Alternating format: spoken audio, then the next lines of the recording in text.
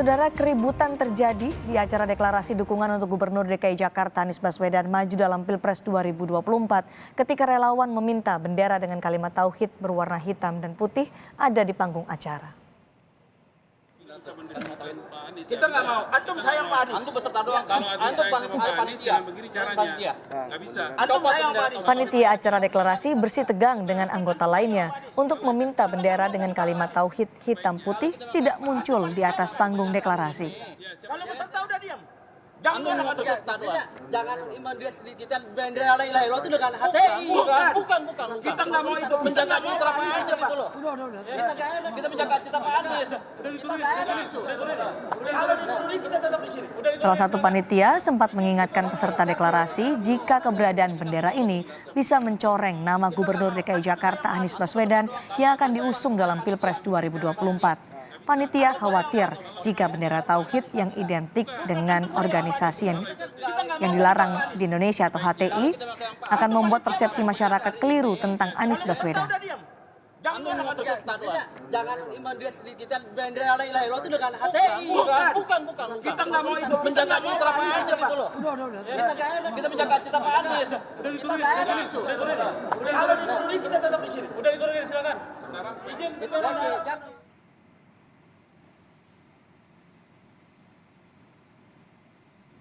Bendera dengan kalimat tauhid itu akhirnya diturunkan dari panggung deklarasi.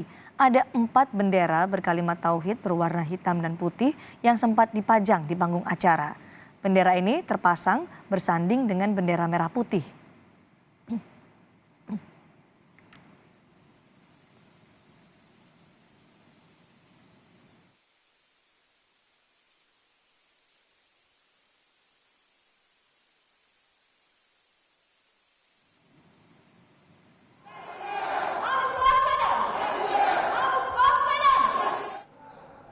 Deklarasi dukungan kepada Anies Baswedan disuarakan oleh kelompok bernama Majelis Sang Presiden Kami. Sosok Anies Baswedan dinilai layak untuk maju di Pilpres 2024. Panitia menepis jika keributan pada awal acara adalah wujud kepedulian untuk memperingatkan sesama anggota kelompok. Dari kecintaan kita satu sama lain, dikarenakan ya kita umat Islam harus saling mengingatkan apabila ada kesalahan di umatnya. Itu bentuk kecintaan aja, tidak ada suatu masalah besar di sini.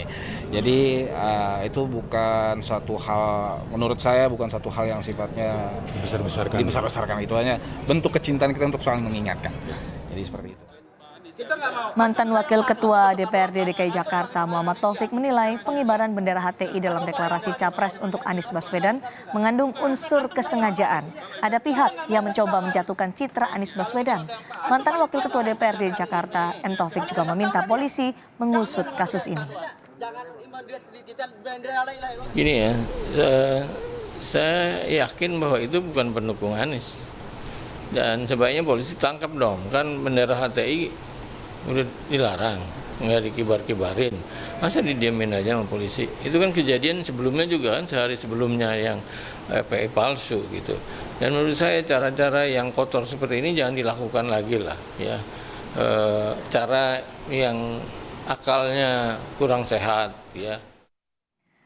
Kami membahas hal ini dengan Koordinator Relawan Anies Baswedan Laudi Bashir dan Direktur Eksekutif Parameter Politik Indonesia Adi Prayitno. Selamat sore Bapak-Bapak.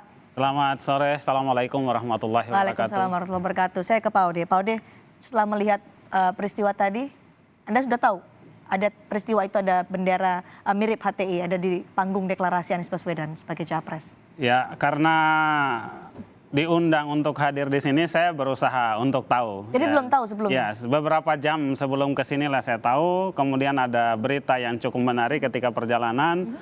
Dan setelah nonton di sini ada layar yang cukup jelas. Apa yang ketika Anda tonton pertama kalinya Pertama kali nonton di sini, saya memang tidak mengenal. Yang sepintas saya tidak ada yang saya kenal di sini. Kemudian saya coba perhatikan ada nama. Ada yang saya agak kenal satu nama, kan gitu ya. Dia adalah relawan Anies Baswedan? Bukan, tapi aktivis lah di Jakarta. Artinya mungkin belakangan mungkin mau bentuk relawan atau apa. Tapi ini yang justru yang protes ini, yang protes Yang berbaju putih ya? Untuk minta diturunkan bendera itu yang saya berbaju kenal, putih? yang baju putih. Dia adalah relawan Anies atau Bukan relawan tapi aktivis? aktivis di Jakarta. Oh, aktivis Iya, di Jakarta. aktivis di Jakarta. Nah, kalau Pak Ode kan ini juga relawan Anies Baswedan. Betul. Untuk Pilpres 2024. Betul, ya. Sedangkan yang melakukan deklarasi ini adalah Majelis Sang Presiden Kami. Ya, namanya Majelis Sang Presiden Kami ya. Kenal dengan kelompok ini yang mendeklarasikan Anies sebagai Capres 2024? Nama kelompoknya sendiri saya baru dengar hari ini. Kemudian yang tadi saya lihat juga nonton di sini jubirnya itu Pak Alif Akbar, nggak kenal, namanya pun asing dari telinga saya. Oke, tapi Tidak ketika melihat ada peristiwa itu, ada bendera mirip HTI yang Ya. ada di panggung deklarasi, apa yang Anda pikirkan? Ya, saya sependapat dengan apa yang disampaikan oleh Bang Taufik tadi kan gitu ya. Kita ketahui bahwa HTI adalah oleh pemerintah kan sudah dilarang untuk berkembang dan tumbuh di Indonesia. Mestinya kita sebagai masyarakat Indonesia secara keseluruhan yang cinta bangsa ini, cinta persatuan, cinta kedamaian, ya kita ikuti apa yang sudah pemerintah kita gariskan kan gitu ya. Ya, itu menurut pendapat saya. Jadi alangkah lebih baiknya kita bersama-sama menjaga kenyamanan, kedamaian, ya, dan keharmonisan bangsa ini. Ya kita patuhi dan taati apa yang sudah pemerintah. Kalau Anda berikan. setuju dengan kata Pak Taufik tadi, artinya Anda setuju ada unsur kesengajaan?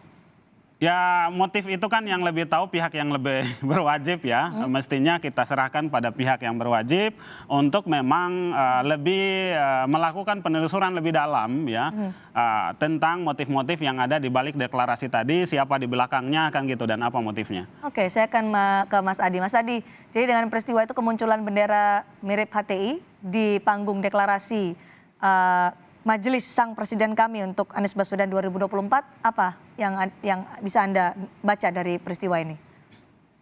Saya ingin komentar 3 hal, Cindy. Pertama, acara ini cukup serius ya. Terlepas apakah ini relawan pendukung Anies atau relawan-relawanan yang sebenarnya ingin merusak kredibilitas Anies, saya di luar konteks itu. Tapi yang jelas ini acaranya serius. Kalau melihat podium, kalau melihat spanduk, kalau melihat yang hadir, tentu ini by design dan cukup dipersiapkan yang cukup matang ya. Itu artinya apa? Ada disharmonisasi sebenarnya di antara para peserta dan panitia sehingga harus ada bendera yang terasosiasi dengan bendera yang sudah dilarang oleh pemerintah, bendera HTI. Ini jelas bahwa panitia peserta ini tidak kompak, sekalipun acaranya sudah megah luar biasa. Yang kedua tentu ini secara langsung merusak kredibilitas Pak Anies yang belakangan ini secara perlahan ingin melepaskan diri dari kelompok-kelompok yang selalu dituding kanan ya, kelompok yang terasosiasi di mana selalu menggunakan formalisasi agama Islam di ruang publik. Anies tentu merasa kaget tentu saja dengan ini semua, sehingga secara perlahan memang Anies tidak bisa dilepaskan sebagai sosoknya yang didukung oleh kelompok-kelompok kanan ya. Yang ketiga, Mbak Cindy, yang paling penting adalah kita juga tahu bahwa Pak Anies selama ini memang cukup dominan faktor Islam kanannya. Jadi popularitas dan elektabilitas Anies itu memang terdistribusi kepada pihak dan kelompok-kelompok Islam yang dianggap terasosiasi kanan itu. Siapa kelompok Islam kanan itu? Adalah mereka yang setuju dengan jargon-jargon Islam di ruang publik, mereka yang setuju untuk menjadikan Al-Quran dan hadis sebagai dasar negara, dengan menonjolkan atributif keislaman di ruang publik. Ini yang kemudian cukup kentara bagaimana Pak Anies sejak Pilkada Jakarta sampai sekarang agak sulit untuk dilepaskan dalam konteks ini. Makanya kalau ini diibaratkan, sekalipun Pak Anies sudah berusaha sekeras mungkin ingin menjauh dari kelompok-kelompok Islam yang kanan ini, mereka tetap nempel ke Pak Anies macam gurita itu. Ini ibarat ayam kehilang induknya. Ketika Pak Anies mencoba untuk semakin jauh, mereka semakin mendekat untuk terus menjadi bagian dari politiknya Pak Anies ya. Ini yang saya kira tentu menjadi satu perjudian yang cukup luar biasa ke Anies ke depan ya. Satu sisi memang Anies itu didukung oleh kelompok-kelompok kanan ini, tapi saat bersamaan kalau ingin menjauhkan diri belum tentu mau mereka itu dijauhkan. Makanya dalam terminologi politik ini yang mungkin disebut dengan free rider, kelompok-kelompok penunggang politik yang sebenarnya secara tidak langsung ingin mendukung Anies tapi merugikan citra Anies. Oke, apakah dengan peristiwa yang terjadi di Majelis Sang Presiden Kami saat deklarasi itu akan semakin mempersulit Anies Baswedan untuk lepas dari image yang mendapat dukungan penuh kelompok kanan tadi seperti yang Anda sebutkan, Mas Adi? Betul ya, saya kira ini semakin menebalkan keyakinan publik bahwa Anies memang tidak bisa dilepaskan dari kelompok-kelompok kanan ini. Tentu butuh kerja keras ya, padahal kita tahu dalam setahun belakangan Anies sudah mulai melakukan penetrasi dan minimal ya melakukan moderasi persepsinya untuk tidak terus-menerus dikatakan dekat dengan kelompok kanan. Kita tahu misalnya dalam berbagai rekam jejaknya, Anies sudah datang ke berbagai komunitas-komunitas di luar Islam ya. Cukup akrab, cukup hangat gitu ya, mendatangi kelompok-kelompok lain. Tapi kejadian hari ini, deklarasi yang kemudian ada bendera tauhid itu, ya orang kemudian menganggap ya Anies tidak bisa lepas dalam konteks itu. Tetaplah Anies menjadi kelompok bagian dari politik Islam kanan itu. Kalau dianggap peristiwa itu ada unsur kesengajaan untuk menjatuhkan citra Anies, menurut Anda Mas Adi? Ya kalau Bang Laude, Bang Taufik, ini kan senior saya semua sebenarnya. Kalau memang merusak betul kredibilitas Pak Anies dan juga dirugikan dalam konteks pembangunan citra, saya kira memang harus dilaporkan kepada polisi. Ini kan terang benderang nih pelaksananya siapa, orangnya siapa, video yang viral juga sudah ada, apalagi Bang Laude sudah tahu ya orang-orang yang ada di situ, di 1-2 sudah mulai dikenal. Artinya mereka harus diinvestigasi atas dasar apa kemudian mereka deklarasi dan kemudian muncul bendera tauhid. Yang kita khawatirkan justru ini sebenarnya deklarasi relawan Anies yang sesungguhnya, cuman tidak ada yang bisa menduga muncul bendera tauhid yang kemudian menjadi polemik yang berkesudahan itu. Sehingga relawan ini dianggap relawan-relawanan yang sengaja dibuat-buat untuk merusak dan menghancurkan kredibilitas Anies ya. Oke, silakan tanggapannya. Ya, ini kan rentetan dari apa yang sempat terjadi juga pada hari Senin kemarin ya. Dan kalau kita pelajari hampir bisa dipastikan itu buatan lah. Dalam bahasa Bang Adi Prayitno tadi relawan-relawanan. Kenapa saya sampaikan seperti itu ya? Setelah beredar sekian lama video ya. Ada kelompok misalkan yang hari Senin kemarin pakai kerudung apa semua, belum beres acaranya itu kerudungnya sudah dibuka kan gitu ya. Jadi sangat lucu sekali. Dan malamnya ya Allah punya skenario itu kan ada pengakuan dari kiainya bahwa memang mereka ada yang suruh, ada yang menjebak lah seperti itu untuk memberikan dukungan terhadap Mas Anies. Ya mudah-mudahan pihak yang berwajib bisa melakukan investigasi lebih dalam tentang ini. Termasuk juga yang hari ini tadi muncul ya. Kalau Bang Adi tadi menyampaikan bahwa lebih menekankan pada Mas Aniesnya. Saya pikir tidak ada hubungan. Jangankan yang seperti ini ya. Saya saja yang sudah deklarasi dari bulan Oktober 2021 kan gitu ya. Sampai hari ini untuk hubungan secara jelas dengan Mas Anies kan kita juga masih berupaya lah seperti itu ya. Dan apalagi yang baru muncul hari ini. Saya pikir terlalu jauh lah Bang Adi kemudian langsung mengaitkan dengan Mas Anies. Yang kedua, track record juga perlu kita lihat kan gitu ya. Kalau Mas Anies bicara tentang nasionalisme, bicara tentang kebangsaan, jauh sebelum beliau menjadi menteri, jauh sebelum beliau menjadi gubernur di DKI Jakarta kan sudah bicara tentang bagaimana merawat tenun kebangsaan, sudah bicara tentang bagaimana ide dan gagasan kebangsaan ini. Bahkan sangat lucu kalau kita lihat ya, kita pantau, pada saat pencalonan gubernur DKI, beliau itu dikonotasikan, dipersepsikan betapa sangat kiri, liberal kan gitu ya. Nah, begitu sekarang setelah jadi gubernur DKI, dipersepsikan beliau itu betapa sangat kanan, Wahabi, dekat dengan kelompok kanan. Ya, teman-teman yang belajar tentang filosofi teologis ya, antara liberal dengan kanan Wahabi itu suatu hal yang tidak nyambung gitu kan gitu ya. Mas Adi. Saya sampaikan ini persepsi. Oke, Ya, Mas Adi, upaya masalah persepsi. untuk bagaimana mempersepsikan, menggiring opini. Oke, silakan Mas Adi. Ya, politik itu soal persepsi sebenarnya. Bahwa siapa yang disebut kanan, siapa yang disebut kiri, siapa yang disebut liberal. Itu kan sebenarnya automatically tidak lahir dalam ruang hampa. Tapi itu adalah unsur dari satu desain politik yang didasarkan pada fakta-fakta politik. Yang saya sebut dekat dengan Anies atau terasosiasi dengan Anies itu, karena memang nama deklarasinya untuk mendukung Anies. Apakah ini sudah ada komunikasi dengan Pak Anies dan timnya? Wallahu a'lam bishawab, saya nggak paham betul. Tapi yang jelas ketika deklarasi ini muncul, gegap gempita, banyak yang menyambut, kemudian ada kontroversi soal bendera tauhid, tentu dalam banyak hal ini semakin meyakinkan publik bahwa Pak Anies tidak bisa dilepaskan dari kelompok-kelompok kanan yang selama ini memang berhadapan-hadapan dengan pemerintah. Itu yang disebut dengan persepsi, Bang Laude. Makanya sekeras apapun Pak Anies, kalau masih ada upaya-upaya untuk menggerakkan sentimen primordial, berbasiskan identitas agama tertentu misalnya, selama itu juga maka Pak Anies itu akan selalu diasosiasikan dengan kelompok-kelompok Islam tertentu, maka kunci yang paling sederhana adalah Bang Laude dan yang lainnya yang mendukung Anies untuk maju melaporkan kepada pihak kepolisian, melakukan investigasi, mengusut secara tuntas. Ini satu, merusak citra Pak Anies ya, yang sekarang sudah mulai ingin ke tengah. Yang kedua, bendera tauhid itu adalah bendera yang saat ini juga sudah dilarang, diharamkan di negara ini. Dua variabel ini bisa dijelaskan dalam konteks itu. Kalau memang Anies Baswedan ingin lebih inklusif lagi, apa yang harus diantisipasi? Ya pertama, Pak Anies harus tegas mengumumkan kepada seluruh relawan, para pendukungnya untuk tidak lagi menggunakan sentimen agama sebagai variabel penting dalam memenangkan pertarungan politik. Dan Anies bisa menyatakan bahwa siapapun yang menggunakan isu-isu agama, deklarasi-deklarasi berbasiskan Islam kanan misalnya, bukanlah mereka yang terafiliasi dengan Anies. Itu clear kalau disampaikan. Ini yang kemudian terus dikaitkan itu tidak ada bantahan. Tidak ada upaya-upaya serius untuk mengusut dan mengungkap tentang soal hal ihwal apa yang membuat deklarasi dan kemudian ada yang saya sebut relawan-relawanan ini sering terus terjadi, Cindy.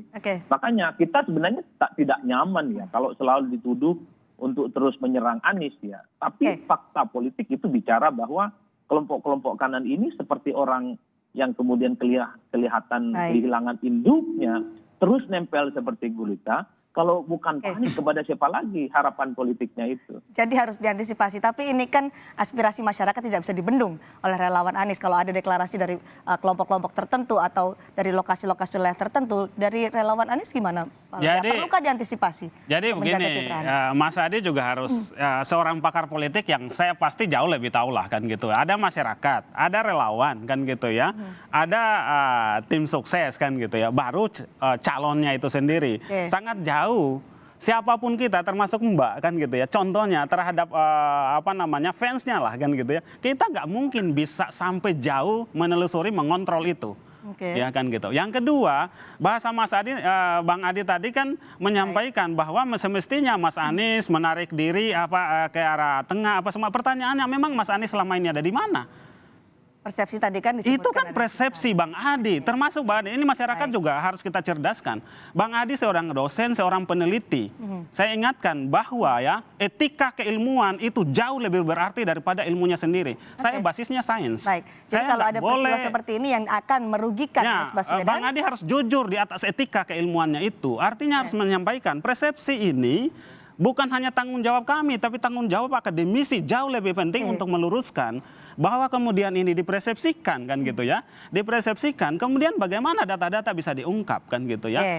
Faktanya misalkan bagaimana Jakarta memperoleh nilai tertinggi ya dalam indeks demokrasi di Indonesia. Kita kembali ke konteks soal Anies Baswedan dan juga citranya ini betul, tapi fakta itu persepsi tadi muncul, tetapi fakta menyampaikan bahwa Jakarta yang dipimpin oleh Bapak Anies Rashid Baswedan berada sebagai provinsi yang paling demokratis. Bukan hanya tugas relawan, tugas kita semua. Bang Laude dan Cindy, singkat saja, singkat saja. Saya kira tidak ada bahan tanah apapun. Kalau kita bicara organisasi, Anies ini senior saya di HMI. Kita tahu HMI itu di tengah dan sangat moderat. Anies adalah mantan rektor Paramadina yang kemudian mengkampanyekan betapa pentingnya Islam singkat itu saja, Mas Adi. Inklusif. Tapi kita tidak bisa melihat realitas politik misalnya dalam pilkada memang Pak Anies itu terasosiasi dan didukung oleh kelompok-kelompok yang disebut kanan, Bang Laude. Ini nggak perlu kita ngomong tentang akhlak keilmuan. Hari ini seakan-akan itu mengkonfirmasi bahwa Pak Anies selalu ingin dilekatkan dengan kelompok-kelompok kanan. Makanya ke depan memang harus steril bahwa relawan yang begini-begini harus ditertibkan dan harus dipolisikan supaya tidak terus-menerus dikaitkan dengan Pak Anies. Saya tidak pernah menuduh Pak Anies itu kanan ataupun kiri. Dia adalah orang yang menenun kebangsaan yang kita kenal sebagai aktivis HMI. Mas Adi, kami dapat poinnya.